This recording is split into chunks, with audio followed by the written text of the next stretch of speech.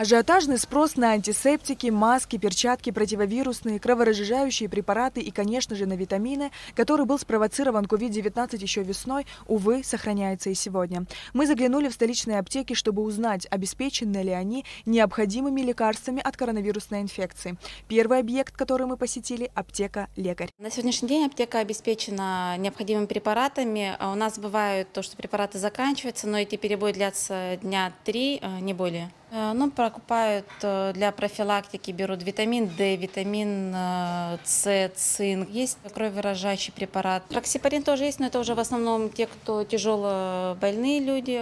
Это у нас есть, но отпускается по рецепту исключительно. В «Лекаре» не было кроворазжижающего препарата Эликвис. Однако, по словам менеджера аптеки, он будет в течение 3-4 дней. Далее мы направились в аптеку Лекфарм. В аптеке Лекфарм есть практически все необходимые препараты для ковид-заболевших, скажем так. На данный момент отсутствуют некоторые препараты, но на следующей неделе мы их уже ждем. И если нету какого-то определенного, то можно заменить, так как у нас есть большой ассортимент аналогов.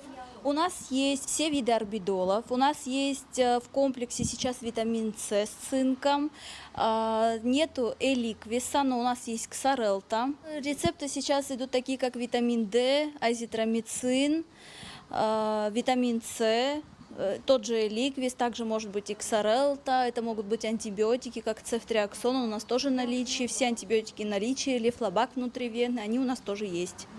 В принципе, как таковых отсутствующих препаратов на данный момент сегодня нету, только эликвис, но и то мы его ждем на следующей неделе. Ксарелта, тромбоаз, кардиомагнил, а также витамины и противовирусные есть в Сириусе. По словам фармацевта аптеки, на сегодняшний день нехватки препаратов не ощущается. Если даже заканчивается одно лекарство, то предлагают аналоги. Например, тованик можно заменить левофлоксицином. Кстати, эликвиса и в этой аптеке не было. Далее мы заглянули в центральную первую аптеку под Часами. Вот у нас это препарат, в первую очередь, который назначают. Это витамин С, аскорбинка, 1000 доза, по 10 таблеток, в день 1 раз принимается. Есть еще селен, есть цинк, есть у нас противовирусные, все препараты.